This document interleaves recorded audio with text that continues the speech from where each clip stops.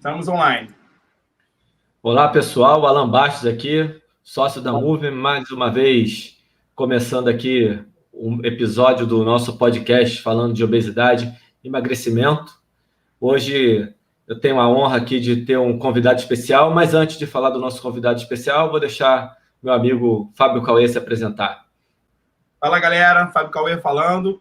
E agora, sem mais delongas, vamos passar para o nosso convidado, Paulo Bastos. Muito obrigado por ter aceito o nosso convite. Muito obrigado por estar aqui conosco para dividir um pouco do seu conhecimento sobre a área da fisioterapia e sobre o que a sua conduta no processo de emagrecimento. Obrigado. Hoje a gente está trazendo, então, acho que o Cauê já deixou claro, né, um fisioterapeuta para ajudar aí nessa nossa resenha interdisciplinar. Eu conheci o Paulo, o primeiro contato que eu tive com o Paulo foi através do podcast do Universo Generalista, falando de obesidade. Então, indico aí o pessoal que está nos ouvindo, vai lá no Spotify, procura lá o Universo Generalista, um podcast espetacular, com a participação do Paulo Bastos, falando desse assunto que a gente aqui é apaixonado. Paulo, fala um pouquinho para a gente aí do seu trabalho, da sua carreira. Primeiramente, olá aí para todo mundo que está nos ouvindo, é um grande prazer estar por aqui. Obrigado, Alan, obrigado, Fábio, pelo convite. Me sinto honrado realmente falar de um tema que pode permear a vida de tantas pessoas, né? Não só das pessoas que estão incluídas, né, no panorama de sobrepeso, obesidade, mas também quem está ao redor delas, né? Porque a gente não pode desconsiderar o impacto, né, de tudo isso para a sociedade de forma geral, né? Então, espero que contribua, espero que seja útil aí para quem está nos ouvindo. Bom, com certeza você vai contribuir. Você já começou falando de um negócio muito importante, que é esse impacto que não é só na pessoa, né? O impacto de quem está ao redor.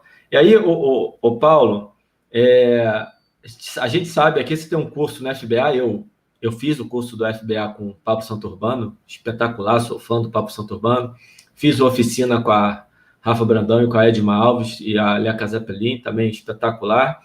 E você tem um que eu ainda não tive a oportunidade de fazer, mas que em breve farei, que é o somato visceral. Pode falar um pouquinho desse seu trabalho para a gente? Claro, Alan. O curso, na verdade, agora completa, né, no final de 2020, a gente completa 5 anos de curso, e a tentativa é de trazer, né, para o âmbito das ciências do movimento como geral, como a gente pode, através do exercício, seja ele geral, seja ele específico, né, atuar e ajudar nos casos de dor visceral, de doença gastrointestinal, sendo a obesidade aí incluída, né, nesse processo todo. E eu acho que um dos grandes diferenciais é resgatar um pouco dessa história evolutiva, que eu faço questão de fazer no início do curso, em relação a processo de desenvolvimento mesmo, do sistema musculoesquelético, conjunto ao sistema digestório, para a gente entender um pouco como essas coisas conversam, né, Alan? Porque às vezes olhar para isso no produto pronto que é hoje, né, no nosso corpo e com o que a gente tem de informação, algumas coisas podem ficar um pouco sem tanta relação aparente. Mas quando a gente resgata essa história, a gente vê que é fundamental olhar para desordens crônicas, principalmente, que acometem sistema musculoesquelético e sistema digestório de forma conjunta. Isso nos dá uma capacidade de criar hipóteses e, obviamente, pensar em soluções de uma maneira um pouco mais otimizada, né? E aí, como não incluir a obesidade nesse processo todo? Acho que por isso que a gente está conversando aqui agora. Exatamente. Então, a gente está... Fala aí, Cauê, pode falar. Achei fantástico isso, porque a própria literatura hoje já mostra que existe um crosstalk entre a contração muscular e a função intestinal, a função gastrointestinal, né? Parece que há uma interdependência, inclusive para os resultados associados ao exercício físico. Então, se a gente olha do ponto de vista do gastrointestinal e isso passa a ter repercussão no músculo esquelético, para o obeso ainda vai ser mais positivo ainda, assim, pensando que ele é um cara hipocinético. Ele é um cara que não produz tanto movimento, não produz ele dando contração muscular, e isso vai influenciar no gastrointestinal de qualquer forma. Sem dúvida. Se você pega um exemplo como a constipação, Fábio, isso fica muito nítido, né? Isso aparece de uma forma muito nítida o que você está falando. Você vai ter a obesidade como fator de risco, e você vai ter, muitas vezes, a falta de movimento como também um fator muito influenciador, né? Tanto que quando essa pessoa resolve aumentar os seus níveis de atividade física, ou principalmente iniciar a prática de um exercício aeróbico regular, isso parece ter um efeito muito importante em relação à constipação, né? E essas influências, né, de musculatura esquelética superficial, vamos dizer assim, para a musculatura lisa profunda, isso já é bem descrito, né? Não à toa, quando você pensa em estímulo para questões respiratórias, você vai trabalhar com a parede do corpo, você vai trabalhar com o tórax para que isso lá para dentro possa surtir qualquer efeito. No âmbito da digestão é a mesma coisa, em toda a questão ginecológica também, né? Existem estudos de cobra, cara, mostrando que você vê que a cobra parece um grande esôfago, né? Se a gente pensar assim, e você vê que a ação que ela faz com a musculatura estriada, esquelética, externa, superficial, é o que suscita o aumento da atividade da musculatura lisa profunda do esôfago para poder, né, mover a presa ali no sentido do estômago e ativar o sistema digestório. A cobra tem uma digestão muito peculiar, mas assim, isso já está presente. Por que eu trago esse exemplo? Isso já está presente, essa relação entre musculatura estriada fora, ou seja, se movimentar com o que é voluntário, influenciando no que está dentro, que é involuntário, desde répteis, né? Desde, obviamente, muito antes disso, mas a gente tem estudos importantes mostrando que o que a cobra faz com a parede do corpo influencia com o que está acontecendo lá para dentro. E a gente sabe que com evolução não tem nada muito novo, a gente vai só recapitulando algumas coisas e juntando outras para poder dar uma coisinha um pouco mais adaptada, né? E aí, no nosso caso, isso não está longe, isso acontece também, a gente tem diversos trabalhos mostrando coisas como essa. O trabalho é ligar os pontos, né, o Paulo? Pois é, cara, pois é. E olhar para esse passado nos ajuda, às vezes, a cortar caminho, sabe, Alan? Por isso que é interessante, quando você parte para construir pesquisa, você se depara com o principal ponto, que é a pergunta de ciência, né? A sua pergunta em termos de estudo. E construir perguntas para estudos, sejam eles de ciência básica ou de pesquisa clínica, no caso aplicada, olhando para a evolução, tem sido um grande rumo para a ciência da saúde de forma geral. Isso o mundo vem usando. A medicina evolucionária, a medicina baseada em evolução, ela vem ajudando a entender muita coisa, né? Não só obesidade, mas diabetes, hipertensão, todos os grandes problemas que a gente se depara hoje, que são crônicos, né, muitas vezes, e são, de certa forma, recentes na nossa história. Muitas dessas aí são chamadas doenças de compatibilidade, né, Paulo? Exatamente, exatamente. E analisar isso sob o contexto do prisma, né, da evolução, nos ajuda muito, né? Com certeza. Quando você sabe que eu vou bagunçar, você falou antes, você me deu liberdade, tá arriscado, a gente tem uma pauta, pessoal, que provavelmente, não só eu, como o Paulo e o Cauê, a gente vai bagunçar a pauta, né? Que aqui, eu já estou querendo saber agora, assim, quando é que foi que você teve contato com isso, quando você conseguiu visualizar que isso poderia ajudar na sua prática, que a gente não tem isso na faculdade, né, Paulo? Nem na educação física, nem na fisioterapia. Realmente nossa biologia, nesse sentido, ela é muito elementar e falta esse background para o profissional de saúde, pelo menos na fisioterapia e na educação física. Para mim é o seguinte, né, em termos pessoais, evolução sempre foi um tema de interesse, mas eu nunca tinha feito o link, né, entre esse tema e a minha profissão. Por outro lado, sempre fui uma pessoa com história de queixas gastrointestinais. Então isso sempre me motivou a, dentro da fisioterapia, buscar formações e métodos que abordassem o sistema visceral. Quando foi em 2014, eu conheci o Pablo, que você já falou, meu amigo e irmão Pablo Santurbano, e eu fiz o curso do Pablo, até então o único curso que a FBA oferecia, o curso de movimentação, e eu me deparei com esse entendimento do processo de evolução que ele faz, voltado para o sistema musculoesquelético, né, e as possíveis afecções e disfunções do sistema musculoesquelético. E na mesma hora, durante o próprio curso, a gente ficou, inclusive, hospedado no mesmo hotel, porque o curso foi em Salvador. Então, tanto ele como eu éramos de fora. Coincidentemente, a gente estava no mesmo hotel e durante as noites ali, nos jantares, já surgiu a ideia de construir algo muito semelhante voltado para a parte visceral. Né? Então, a gente meio que já saiu do curso com uma coisa pré-estabelecida.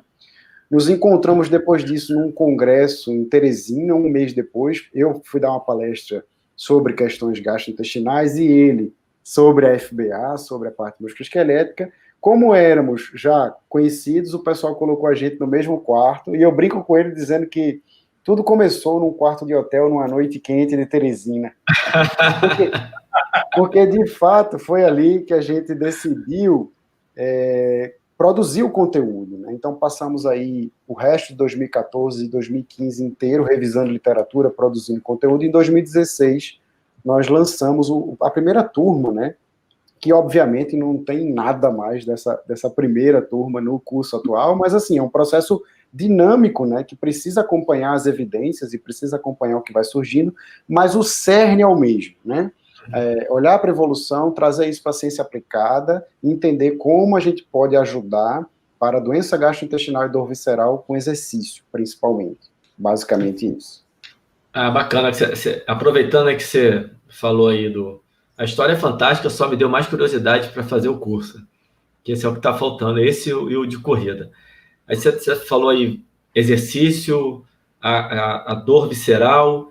Eu queria que você fizesse, se tem como associar isso, alguma coisa disso à gordura, pode ser uma pergunta meio maluca minha, mas eu queria que a gordura visceral é uma gordura muito importante, que é a gordura que é mais bem atacada pelo exercício físico, né, porque a dieta tem um papel muito grande na gordura, na gordura mais superficial, né? Superficial, periférica, né? Uhum.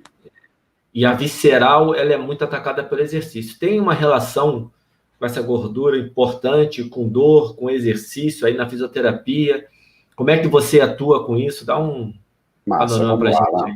É até interessante porque a gente tem coisas relativamente recentes que nos ajudam a entender um pouco melhor tudo isso. Porque por muito tempo, e eu me incluo nesse processo, dentro das ciências do movimento como um todo, e eu falo de forma mais específica da fisioterapia, a gente esteve muito preso ao raciocínio baseado em mecânica, baseado em biomecânica, baseado no modelo biomédico, enfim, tentando achar causa estrutural. E a obesidade entrava nesse conjunto. Entrava no conjunto da seguinte forma: a pessoa que é obesa, ela tem mais chance de desenvolver uma artrose de joelho por conta do peso, por conta da sobrecarga.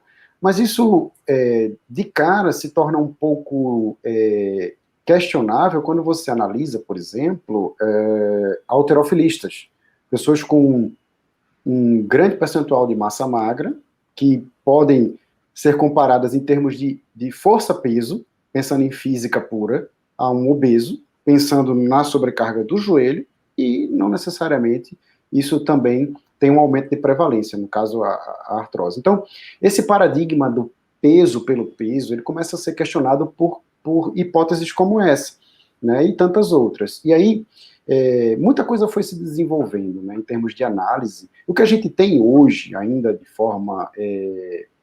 eu digo de forma inicial, porque eu acredito que tudo isso ainda vai se aprofundar muito, sabe, Alan? É a relação entre taxa de inflamação, ou seja, níveis de inflamação sistêmicas, que o obeso tem mais chances de ter mais alto, e dor crônica, certo? Então, a gordura visceral, mais ainda, aumentando essa possibilidade, essa chance de aumentar os níveis de inflamação sistêmica. Quanto maior o nível de inflamação sistêmica, maior as chances de desenvolver ou de permanecer em estado de percepção de dor crônica.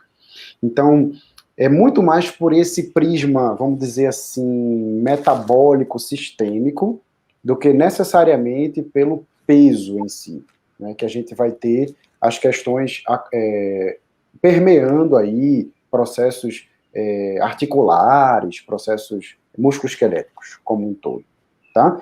E pensando em dor, né, porque aí quando você parte para analisar uma artrose de joelho, muitas vezes o problema não é necessariamente a possível alteração estrutural que está lá vista no exame de imagem. é a limitação, ou seja, a incapacidade, né, e a percepção de dor daquela pessoa, que pode não ter relação nenhuma com o, entre aspas, tá, dano estrutural apresentado na imagem. Né? Você pode ter imagens maravilhosas, com altos níveis de percepção de dor, e imagens, vamos dizer assim, sugestivas de uma articulação destroçada, sem associação com níveis importantes de percepção de dor. Então, isso é mais uma coisa que nos leva para o lado da análise de outros fatores que não necessariamente a estrutura. E aí a inflamação parece ser hoje o que está mais ligando essas coisas. Obesidade, sobrepeso, gordura visceral, gordura superficial e dor crônica, de uma forma geral, seja ela musculoesquelética e seja ela visceral. Tá? Então, é basicamente por aí que a gente... Aí, como é que o exercício entra? O exercício entra por inúmeros fatores. Um deles é por, obviamente, agir na diminuição dessa gordura, tanto superficial e principalmente, como você bem citou, a parte visceral. Né? Mas também tem outras coisas, porque o exercício ele vai ser fundamental nessa regulação, no que se refere a pensar nas duas vias que fazem a gente se manter no estado de percepção de dor crônica, que é o que está indo da periferia para ser analisada no centro, e o que está descendo do centro para a periferia para inibir ou para facilitar essas informações que vêm da periferia. Então, o exercício ele entra como um grande regulador nesse sistema nervoso central, e não só por uma ação local, vamos dizer assim, periférica, de diminuição de gordura visceral, mas também nesse âmbito central, tá? Pô, espetacular a explicação. Você passou por um assunto aí que o Cauê adora, provavelmente vai querer falar alguma coisa. Cauê, fica à vontade, tá, para você se manifestar, porque não quero que você fique preso à nossa pauta, que eu mesmo já não estou, né? E você passou por um assunto de dor que a gente vai ter aqui em algum momento, isso no nosso podcast, no Resenha Movement, não na temporada de obesidade, mas numa outra, junto com o Marcos Russo. Já vou indicar o Marcos Russo para ouvir o seu podcast, que ele vai adorar e certamente vai enriquecer na hora que ele for falar com a gente. Então, Cauê, você quer comentar alguma coisa? Porque daqui a pouco já tenho pergunta, tá? Não, eu achei perfeita a questão do Paulo ter falado sobre inflamação, justamente porque a meta-inflamação, né, a inflamação de baixo nível, que é persistente no obeso, que leva a essa série de consequências, e ela realmente, essa ligação com dor crônica, ela é bastante visível, né? Até porque, por exemplo, se você tem ele me falou, você pode ter uma imagem maravilhosa de uma região ali que tem uma lesão que não teria que manifestar tanta dor, mas manifesta. E por que manifesta? Porque, em parte, você tem ali a participação dessas citocinas que interagem com receptores e que geram essa dor. E isso é interpretado pelo sistema nervoso central, isso causa diminuição do movimento em si. O obeso desse sistema passa a não realizar mais movimento, passa a ser mais hipocinético e agrava mais o quadro de obesidade. É um ciclo, né, Fábio? Vem a obesidade, vem a dor, percepção de dor, muitas vezes ele tenta se movimentar, se frustra, seja por uma incapacidade gestual, né, cultural, social, existem inúmeras variáveis que entram nesse processo, aí ele aumenta os níveis de medo e evitação do movimento, e aí ele fica mais parado, e ele ganha mais peso, e ele inflama mais, e uma coisa vai puxando a outra, né? O famoso ciclo vicioso. E eu queria saber de você, Paulo, e aí já interrompeu o Alan, o Alan queria falar alguma coisa, mas eu queria saber de você por onde você atua dentro desse cenário, né? Porque provavelmente você atende diversas pessoas, né? E dentre essas diversas pessoas, acredito que uma boa parcela delas tem sobrepeso ou tem obesidade, né? Eu queria saber como é que é o seu atendimento em relação a essas pessoas, por onde você parte, qual o caminho que você faz para tentar, ao mesmo tempo, resolver a questão da doença visceral que essa pessoa pode ter, quanto com relação a esse efeito nocivo, esse efeito de diminuição né, do movimento de estado hipocinético? Massa, vamos lá. Meu público, basicamente, Fábio, se resume a pessoas com queixas de dor crônica, com fatores ou influências viscerais associadas. Então, aquela pessoa que, em geral, tem uma dor lombar crônica e alterações gastrointestinais, constipação, diarreia, refluxo, distensão abdominal, a própria dor visceral, se já foi diagnosticada pelo médico como uma síndrome de intestino irritável, uma doença inflamatória intestinal, enfim, meu público é basicamente esse. E aí, como você bem colocou, em geral, essas pessoas, né, se eu tiver de esperar alguém no meu consultório que eu não conheço ainda, a pessoa vai abrir a porta, eu deposito minhas fichas que ela tem pelo menos ou sobrepeso ou talvez a obesidade. Porque, de fato, a prevalência é muito maior, sendo sobrepeso e obesidade um dos principais fatores de risco para todas essas condições que se resumem aí ao público que eu atendo, né? Mas eu também tenho a felicidade de quase sempre atender pessoas que já estão acompanhadas ou que estão dispostas a serem acompanhadas por colegas profissionais de educação física, para a gente fazer um trabalho junto, né, nesse âmbito. E aí, o meu direcionamento, cara, vai ser muito adequado às queixas principais dessa pessoa. Porque às vezes acontece o seguinte, né, a pessoa está em sobrepeso ou obesidade, mas ela está também com muita dor. E a queixa principal dela é a dor. Então ela quer primeiro melhorar da dor para depois pensar em perder peso ou coisa do tipo. E se eu peço para ela elencar o que é que ela gostaria, ela coloca o emagrecimento talvez como segunda ou terceira opção, né, abaixo, por exemplo, de uma queixa de dor, de constipação ou de distensão abdominal, que muitas vezes estão ali no dia a dia sendo extremamente desconfortáveis e gerando incapacidades mais importantes para ela. É tudo uma questão muito subjetiva. Ou não, ela pode colocar o emagrecimento lá em cima, né? Como que objetivo número 1, vamos dizer assim, né? E aí eu vou me adaptar a isso, cara, porque vai mudar um pouco em relação a como usar os recursos que a gente tem em mãos, e aí, como eu falei para você, principalmente o exercício, né? Se eu penso no exercício para tratar a dor, eu vou ter algumas dosagens, alguns tipos. Se eu penso no exercício para emagrecimento, junto com o profissional de educação física, a gente vai adaptar de outra forma, entendeu? É claro que é legal poder ajudar em todos os aspectos, né? É legal poder, ao mesmo tempo, proporcionar o emagrecimento, junto com a melhora da dor, junto com a melhora da constipação, e para isso a gente vai precisar ajustar muita coisa, muitas variáveis, né? Mas essa hierarquia, vamos dizer assim, trazida pela pessoa, vai direcionar o que a gente vai fazer em conjunto, né? E assim, algo que é fundamental de entender. Eu sou fisioterapeuta. Então, assim, eu sou um dedo desse processo aí, sabe, cara? Porque sozinho praticamente não vou conseguir nada.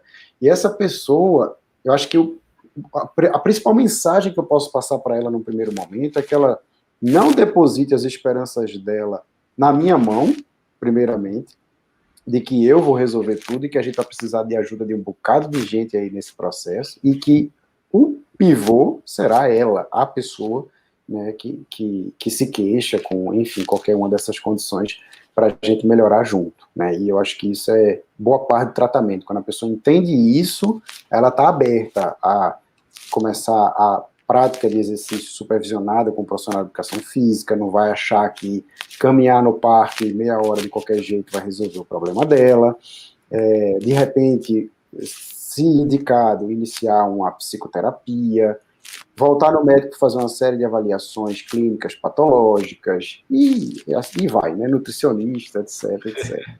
A história que a gente está falando, né, o Paulo, da abordagem interdisciplinar, e a pessoa como foco. Isso acontece muito na educação física, tá, Paulo? O professor achar que ele fica procurando qual é o método de exercício mágico para poder gerar o gasto calórico X que vai provocar o emagrecimento Y.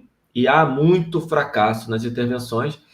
E há sucesso, e quando há sucesso, a pessoa fala, não, mas eu fiz, deu certo. Deu certo porque você pegou a pessoa que tomou uma decisão de fazer e ela te ajudou. Não foi você que emagreceu a pessoa, né? Essa coisa da gente querer ser o herói, né? Eu provoquei o resultado tal. Então, o que você falou é espetacular. Eu vou voltar um pouquinho, que vocês deram uma explicação muito legal, que meio que embasa o que muitos autores vêm falando da relação bidirecional obesidade e atividade física.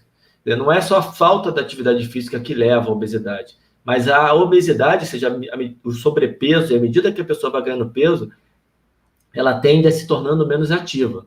Os motivos vocês explicaram aí de maneira brilhante. Então, isso realmente fecha essa caixa esse raciocínio. Fica muito claro agora para quem está nos escutando aqui. Olha, não é só porque você está menos ativo que você engordou. O fato de você engordar também vai fazer você ficar menos ativo.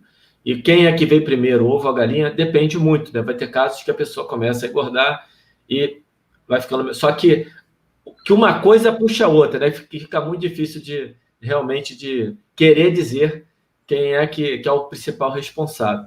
Cauê, mais alguma pergunta aí para a gente seguir? Tem, né? Claro que tem. Na verdade,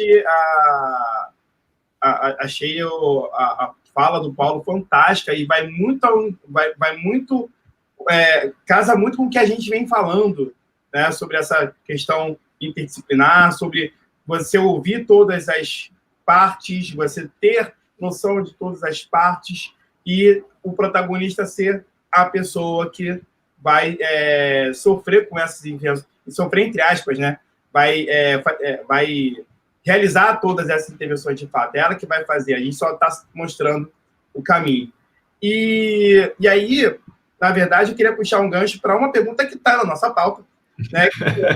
É a relação da fisioterapia com as outras disciplinas, né? Da sua visão, como seria essa relação da fisioterapia com as outras disciplinas, principalmente em relação ao atendimento ao paciente, né? E aí, no caso que a gente está falando aqui, específico, obesidade, né? Aquele cara que busca emagrecimento ou busca resolver aquele problema que foi causado pela obesidade.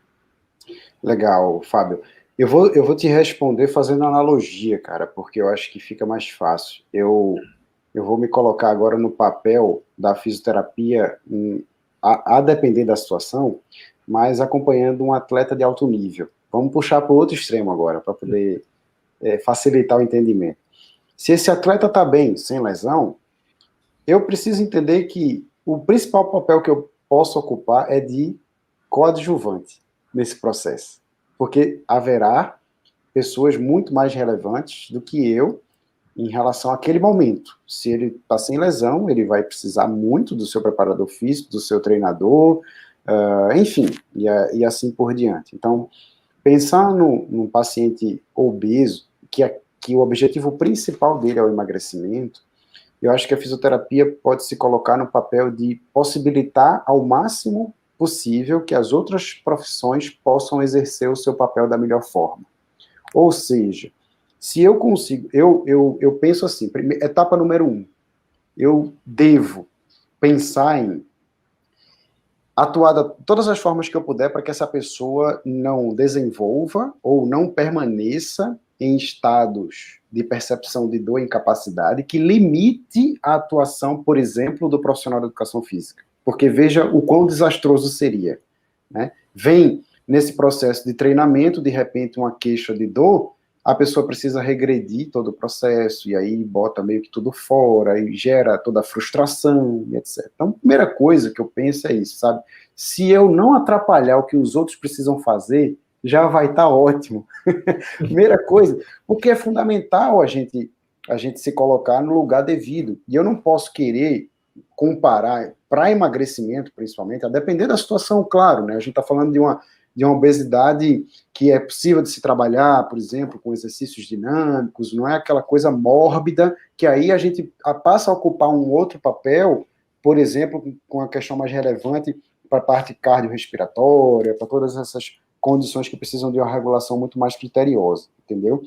Então, num primeiro momento, não atrapalhar já seria excelente. Evitar que queixas de dor, incapacidade e limitações possam impedir o desenvolvimento e a progressão de treinamento que visa esse objetivo em si. E aí eu vou precisar me certificar de que essas coisas possam acontecer. Então, eu vou precisar me certificar com relação a capacidades biomecânicas mesmo, né, em termos articulares, em termos funcionais, tá o tempo todo verificando se existe condição para progredir aquele ponto, não só no âmbito musculoesquelético, mas como eu citei, nos casos mórbidos principalmente, mas para qualquer caso eu preciso me certificar também de condições cardiopulmonares, né, e esferas de outra ordem, saber como está nesse sentido, tá? Então, assim, eu vejo o papel da fisioterapia como muito importante, mas talvez a maior relevância dele seja se certificar e proporcionar que as outras profissões possam exercer o seu papel de protagonista nesse processo, sabe? A depender de cada caso,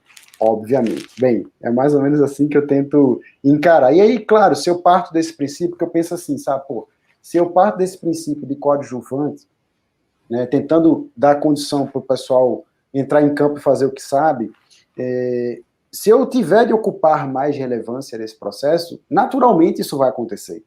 O próprio processo vai dando para a gente essa noção de que eu preciso entrar um pouco mais aqui, tentar regular um pouco melhor esse fator ou aquele outro, entendeu? E não partir de achar de uma importância que talvez seja desnecessária. Porque quanto menos complicado for esse processo, mais fácil dessa pessoa obesa aderir e dar seguimento.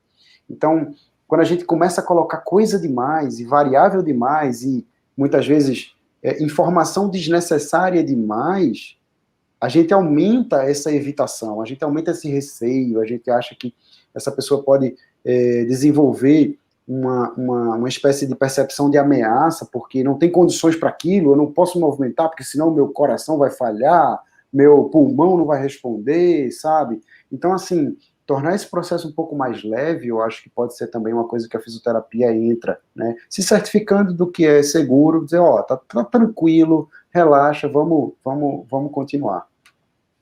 Caramba, espetacular, Paulo, assim, de verdade, porque, cara, você acabou de dar um exemplo para gente da importância da não vaidade, do não excesso de vaidade, de se posicionar, de realmente querer ajudar, de estar ali disposto a servir.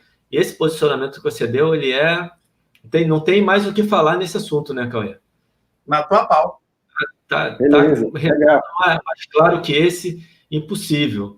Cauê, quer complementar, quer falar alguma coisa? Não, eu acho que essa explicação do Paulo, depois dessa manifestação de vamos trabalhar juntos, cada um na sua devida esfera e respeitando o espaço, né? Achei perfeito, é isso. É isso. Isso é olhar de verdade para o próximo, isso é servir de verdade, Paulo. Excelente o teu discurso, o exemplo que você deu aqui para gente. Espetacular. Legal. E aí, cara, eu quero me aproveitar que você se colocou tanto à disposição. E quando eu escutei lá no Universo Generalista, você tocou num assunto que para mim é muito importante, que é a questão social da obesidade.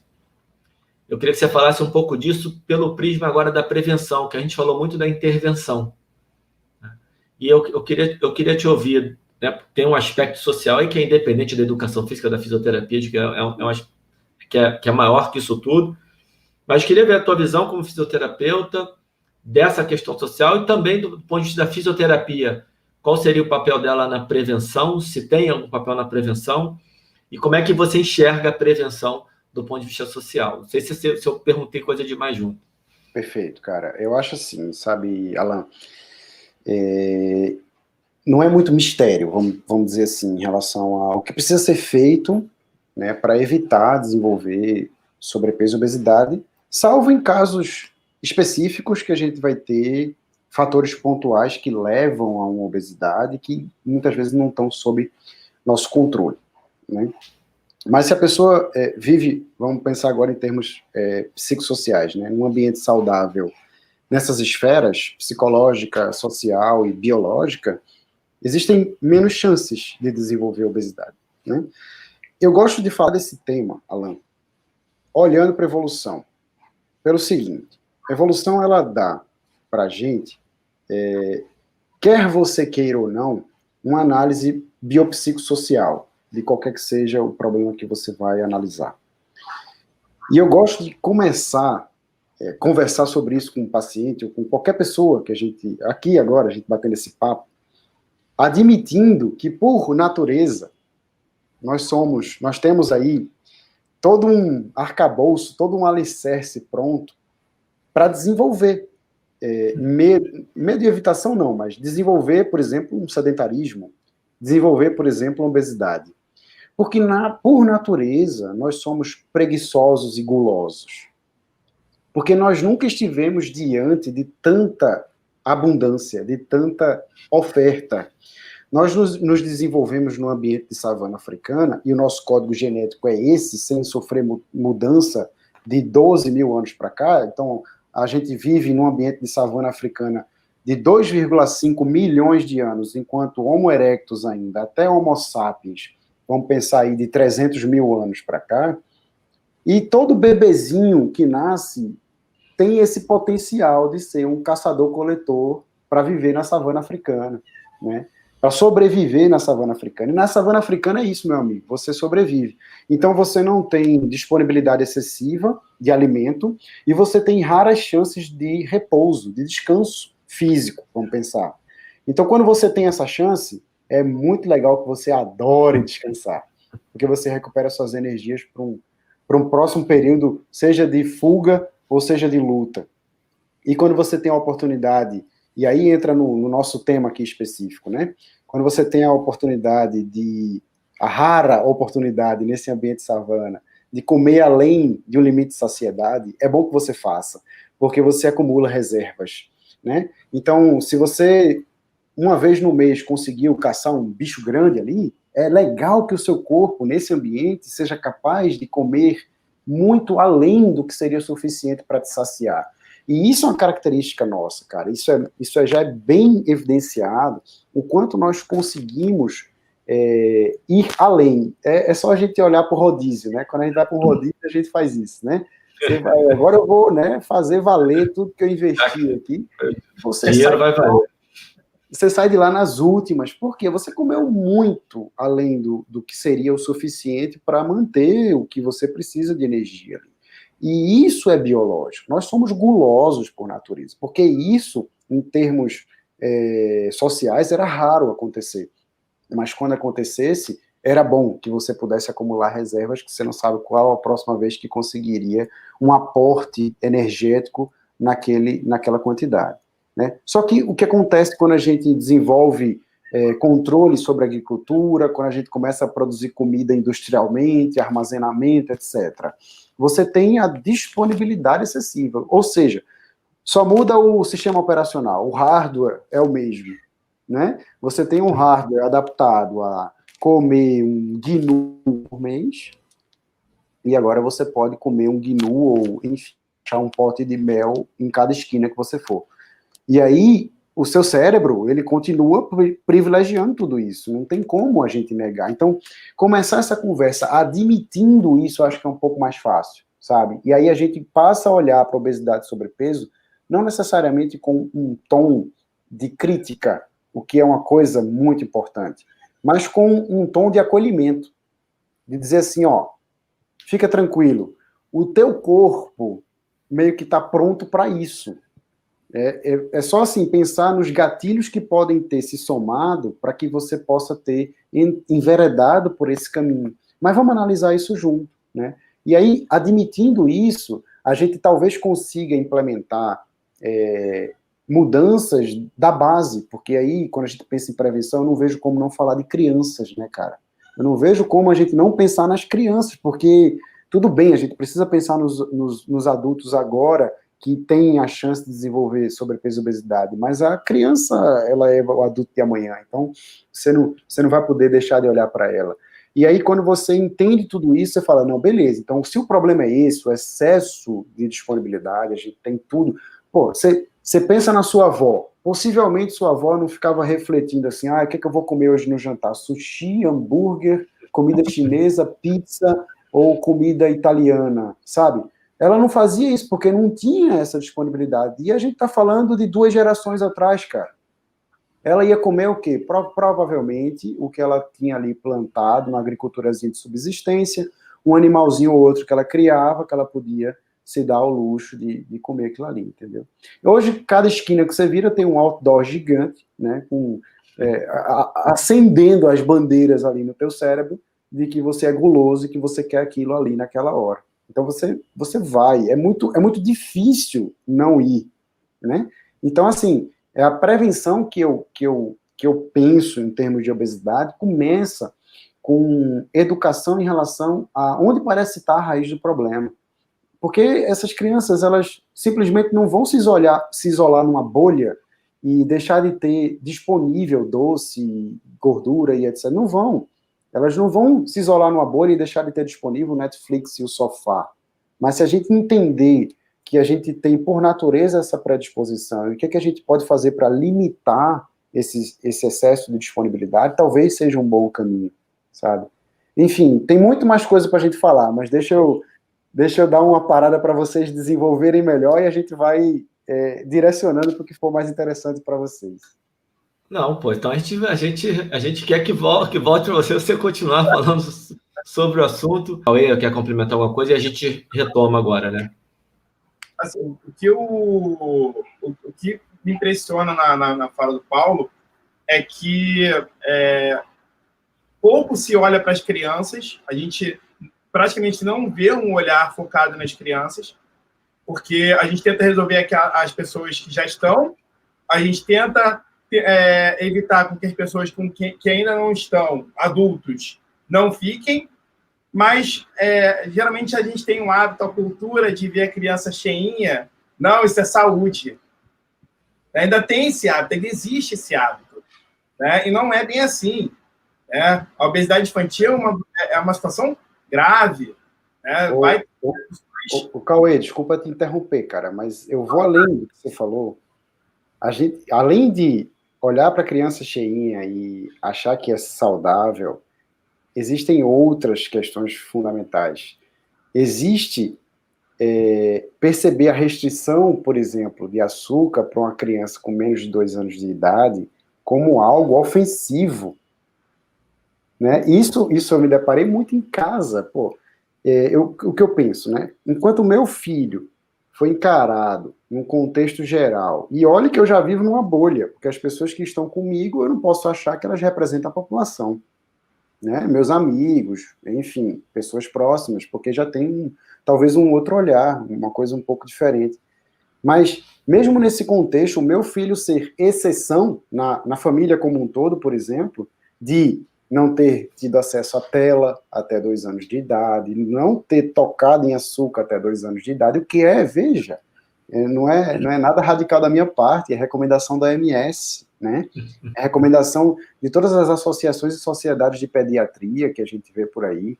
Então, assim, enquanto isso foi encarado como uma coisa, vamos dizer assim, rude, ou, enfim, não sei o adjetivo correto para a gente, mas com aquele olhar, sabe, assim, de, nossa, que coisa absurda não deixar uma criança comer um doce, né? E é mais ou menos esse contexto. Cara, talvez a gente não consiga, de fato, implementar e falar de prevenção de forma concreta, sabe? Como é que a gente tem que evoluir na questão educacional no adulto ainda, né? Porque o que você está falando é uma questão muito de educação.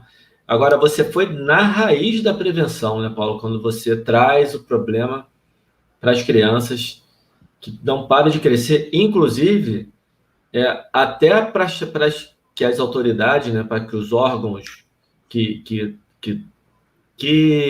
fazem as pesquisas, que dão os dados, eles tenham mais atenção a isso também para poder, do ponto de vista político, apesar de você enveredar para o lado da vontade política e tal, e não é o nosso fórum de discussão aqui, mas o que eu estou querendo dizer é o seguinte: os dados para a obesidade infantil, eles ainda são muito modestos. A gente não tem riqueza de detalhe, pelo menos eu fui procurar aqui. Quando você vai para falar de adulto e obesidade, você tem, cara, dividido por classe social, por tudo, e você não encontra essa riqueza de detalhe. Eu fiquei um tempão na internet para achar alguma coisa relacionada ao próprio site da OMS, da Organização Mundial de Saúde. Ele é limitado no que diz respeito à informação da obesidade infantil, né? E é mais detalhado em relação à obesidade do adulto, e é a raiz do problema, porque se você resolve lá, a nossa geração, tudo bem, se ferrou, mas se você resolve o problema ali, a próxima geração tá ok. Já teria super avanço. Desculpa interromper você, Alain, mas a gente ainda tem um outro problema. Países em desenvolvimento possuem uma parcela da população com acesso a comida muito pequeno. Né? Assim, a gente tem essas pessoas que passam fome nesses países em desenvolvimento. E quando essas pessoas estão passando fome, né, principalmente na época da infância, né, não tem os nutrientes necessários, elas desenvolvem uma espécie de desequilíbrio metabólico. E quando você tem uma oferta maior de comida para essas pessoas, né, na idade adulta, elas passam a ter mais chances de serem obesas. Isso, perfeito.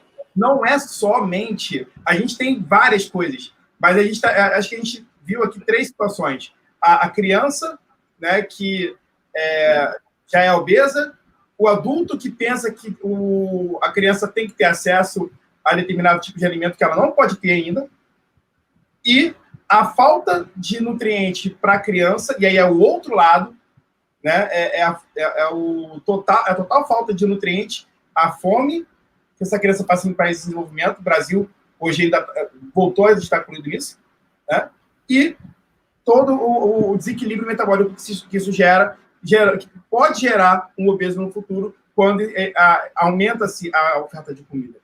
Então, são coisas que a gente precisa efetivamente olhar por um outro prisma. Mais um ponto, né, Cauê, delicado, e você vê como é que o assunto é complexo. Extenso. Para você ficar falando de balanço energético somente. Nem fale, amigo. Eu tenho um certo arrepio quando eu vejo essas análises simplórias, né, no que diz respeito à obesidade e sobrepeso, porque é tão complexo, Alan, como você colocou. Cara, o contexto é tão biopsicossocial que talvez se a gente passasse um dia inteiro tentando listar variáveis que influenciam sobre isso, a gente não conseguisse totalizar. Né? Você vê, quando você vai para classes econômicas menos favorecidas, às vezes o problema pode ser de ordem de acesso à informação, né? E você vai ver o carrinho de compras do supermercado, por exemplo, de uma pessoa como essa, muitas vezes você vai ver ali o carboidrato simples imperando, né? Nas suas diversas formas de biscoito, bolachas, como você quiser chamar, dependendo de onde você vive. Região, né? Massas e etc, né? Besteiras, Paulo. Cara, você tem um pacote de biscoito para distrair uma criança na frente de um celular, custando muitas vezes 80 centavos, entendeu? E aí o que é que isso vai significar? E aí, nesse contexto, muitas vezes você vai ter uma mãe ou um pai que precisa trabalhar para poder comprar justamente essa comida, mas precisa do filho distraído para ele conseguir trabalhar. Veja que coisa louca, né? E quando você parte para classes economicamente mais favorecidas, talvez o principal problema não seja necessariamente o acesso à informação. Talvez seja justamente a priorização, né, do que venha a ser, de fato, um ganho a longo prazo. Porque o ganho não é de curto prazo. Esse talvez seja o principal ponto. Talvez seja por isso que a gente não vê tanto investimento em pesquisa clínica para a obesidade infantil, porque a obesidade infantil ela vai muitas vezes pedir um preço lá na frente, ela vai pedir um preço a posteriori, e aí não necessariamente vai estar correlacionada, muitas vezes sim, mas não tanto como no adulto, com doenças e com acometimentos da própria infância, entendeu? Então, assim, quando você parte para essas classes mais favorecidas, às vezes minha criança, meu filho vai precisar ficar aqui no celular, ou ele vai precisar comer aquilo que ele quer comer, porque dá trabalho, você dá muito mais trabalho, você não dá necessariamente um doce, um pacote de biscoito para distrair a criança, né? Enquanto você está agora no home office, então, né, todo mundo nessa loucura, trabalhando aqui no computador, a criança do lado gritando, é um contexto extremamente complexo, cara. Então, enquanto a gente não parar para discutir obesidade com humildade de entender que é muito mais complexo do que a pessoa imagina, a pessoa eu, você, o Fábio, enfim, quem quer que se dispõe a analisar isso, a gente vai talvez analisar muito superficialmente, a gente vai estar na ponta do iceberg, não vai nem chegar lá para baixo. Perfeito. O que você falou, né? A gente pode ficar aqui o dia inteiro, a gente não vai listar e a gente não vai conseguir listar o que a gente conseguiu pegar, fora o que a gente não consegue, fora o que a gente não faz ideia, né? E o que você está falando bate completamente com os dados, inclusive da Vigitel. As classes, quanto menos favorecida a classe, né, quanto mais baixo na classe social, maior é o índice de obesidade. Porque os alimentos que são mais baratos e que chamam a atenção, porque você também tem alimento barato de qualidade, né? Tô colocando aqui entre aspas, porque a gente tem, quando pega verdura, fruta, algumas vezes as procedências são ruins, né? As manipulações genéticas são ruins, mas de uma maneira geral, aqueles alimentos que chamam a atenção, e você bem falou aí, tem sempre um outdoor em cada esquina te chamando para comer mais, e os mais baratos são, via de regra, os que engordam mais, e os que são mais fáceis, o que vai fazer a pessoa ficar grudada ali. A gente tem evidência agora falando do problema do vício no açúcar. Cara, No mesmo sistema de recompensa lá das drogas, e o quanto isso realmente acontece da pessoa querer comer mais. Isso. E aparentemente, apesar do efeito deletério das drogas e do poder agudo ser muito maior, por exemplo, de uma cocaína, aparentemente o açúcar ele ainda causa um vício mais viciante, vou ser redundante aqui. Ele é mais viciante do que a própria coca, porque é como você falou, o ser humano ele não consegue enxergar a longo prazo, né? Tem uma dificuldade com isso. Então, a cocaína vai matar o cara em 1 ano, 2 anos, mas o açúcar que vicia, segundo algumas pesquisas, só para deixar claro, que vicia mais, ele vai matar daqui a 30, 40. Sim. Então, o assunto realmente é muito complexo, cara, e Paulo, você deu uma quantidade de informação muito bacana. Foi muito além da fisioterapia, hein, Cauê? Com certeza. Que era o que a gente já estava esperando também, né? A gente sabe quem chama, né, Cauê? A gente sabe quem chama. Muito legal, Paulo. A gente já está aí para quase 1 hora, né, de podcast. E aí, vou pedir a liberdade para o Alan aqui para fazer o que seria a nossa última pergunta de pauta. Não significa que é a última pergunta do podcast. Tá? A nossa última pergunta de pauta, que é como você enxerga, né, a sua visão, né, como você vê, né, a interação, né, você falou um pouco já sobre isso, mas eu queria que você se posicionasse, né, em relação à interação entre fisioterapia e educação física, né? Como pode haver essa integração mais redonda, mais focada na pessoa? Massa, vamos lá. Para isso eu vou trazer informações que podem ajudar a entender o porquê das minhas respostas. Eu sou filho de um casal de profissionais de educação física e nasci e me criei dentro de uma academia de ginástica, cara. Então, assim, eu declaro aqui o meu conflito de interesse por admirar e enaltecer essa profissão tão maravilhosa. Eu fiz vestibular para educação física junto com a fisioterapia, mas aí depois da 2ª semana de aula eu disse, não, eu vou ter que escolher, que não vai dar para levar as duas. Eu escolhi a físio, mas sabe aquela coisinha assim de, putz, isso aqui é uma paixãozinha que ficou, sabe, meio que guardada. Então, assim, eu só estou trazendo essas informações para vocês entenderem que parte de uma história de vida bem peculiar em relação à educação física. Então, eu começo meus atendimentos de fisioterapia dentro de academias de ginástica, dentro de estúdios, de colegas, de amigos.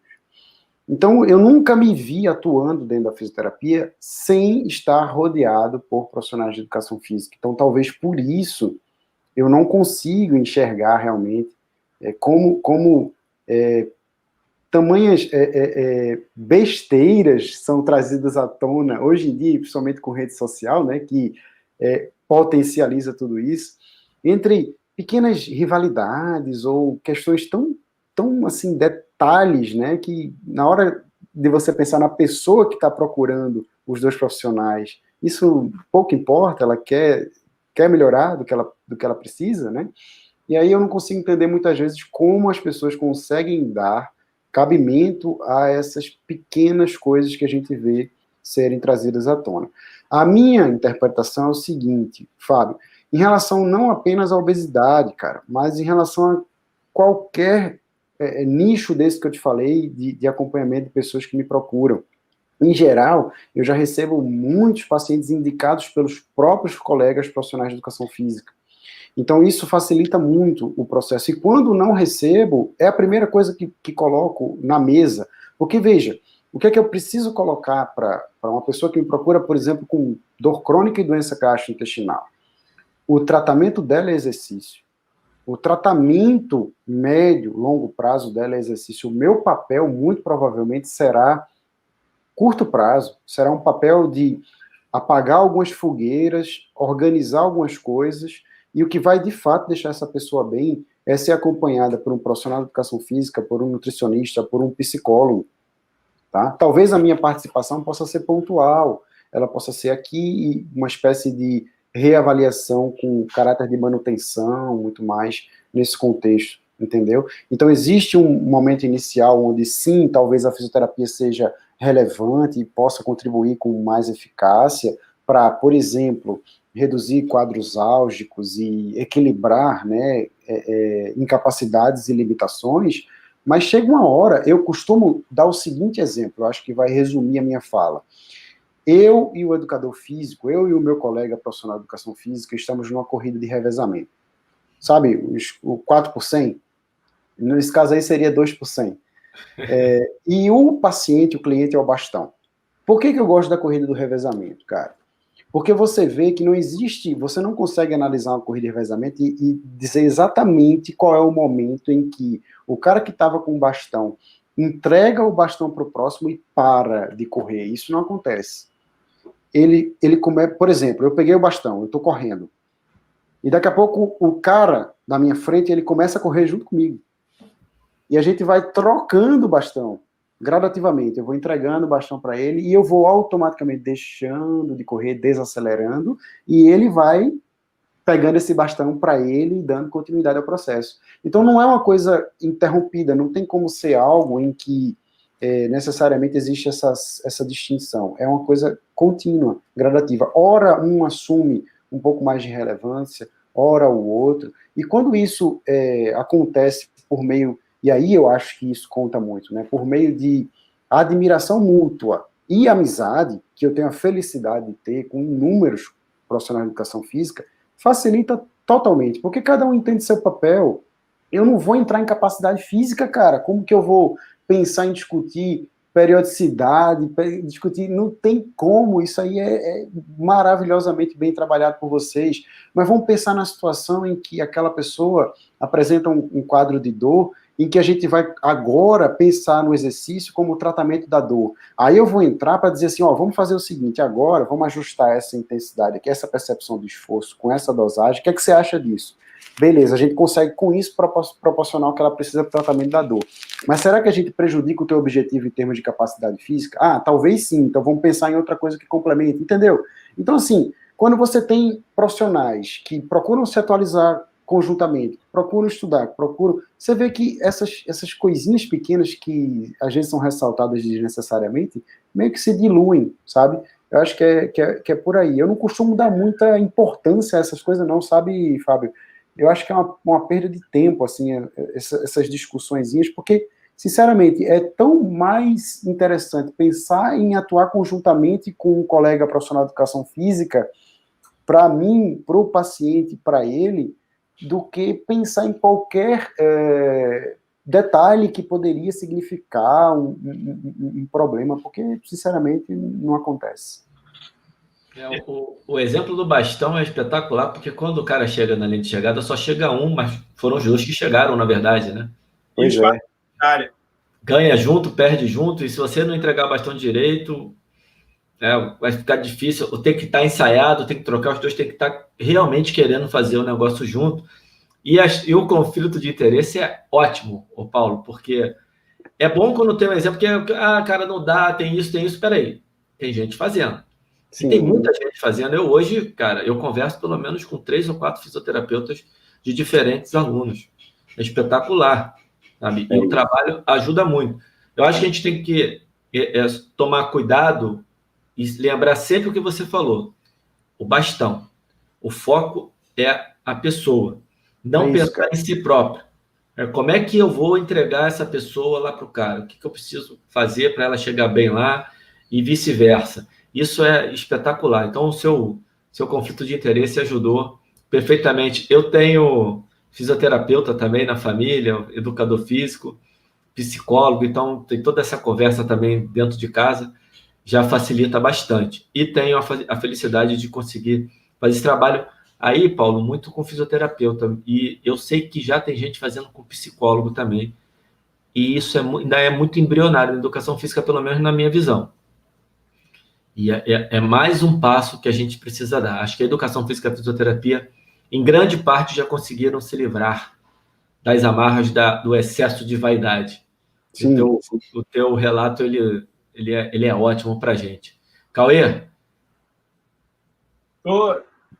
Acho que mais satisfeito que isso, só se tivesse mais 1 hora de live. O Cauê tá sem palavras, né? Ele ficou... Não, só se tivesse mais 1 hora para a gente falar mais. Eu acho que a gente está perfeito. Paulo, espetacular. Eu já sabia que ia ser muito legal. E estou falando de verdade mesmo, mas superou totalmente a minha expectativa. A contribuição, cara, que a gente... já depois do nosso, que a gente fez o da educação física, você está inaugurando a parte interdisciplinar de maneira brilhante, então não poderia ter escolhido melhor. Muito obrigado por você ter participado. Fica à vontade aí para falar o que você quiser, fechar da maneira que você quiser. O podcast é seu. Pô, Alan, eu que agradeço, cara. Agradecer você aí, ao Cauê, pela oportunidade de estar aqui conversando, né? Eu acho que é um momento super legal que a gente pode trocar essas figurinhas virtualmente, possibilitando esse encontro de pessoas que estão fisicamente distantes, né? E que eu acho que o mais importante é isso, né? Que eu espero que tenha sido útil para quem estiver nos escutando, né? Que essas informações possam chegar às pessoas que precisam e que isso possa ser aquela velha história, né? Da sementinha ali que a gente plantou e que de repente isso possa ajudar alguém. Pronto, beleza, acho que a gente cumpriu aí um grande objetivo. E fico à disposição, cara. Para mim é um prazer, é uma honra bater papo sobre isso, ou enfim, no que eu puder estar disponível, estarei, e agradeço demais a oportunidade a vocês. Muito obrigado. Certamente a gente vai querer ter mais contato contigo. Obrigado demais, Cauê. Suas palavras aí. Eu só tenho que agradecer ao Paulo por essas brilhantes palavras. Acredito que eu estou com o Alan quando ele fala que não poderia ter sido melhor. Se superou do Alan, superou também a minha, porque a gente tinha uma expectativa, eu acredito que toda essa expectativa foi plenamente superada. E, mais uma vez, Paulo, muito obrigado. Obrigado pelo exemplo profissional que você demonstrou ser aqui. E acredito que, com certeza, muita gente vai se beneficiar das suas palavras. Massa, valeu. Eu que agradeço. É isso aí, galera. Esse foi o episódio 2, com a fisioterapia. Fique ligado, amanhã o episódio 3 está no ar, com o pessoal da psicologia. Um forte abraço e até o próximo. Abraço, galera. Até o próximo.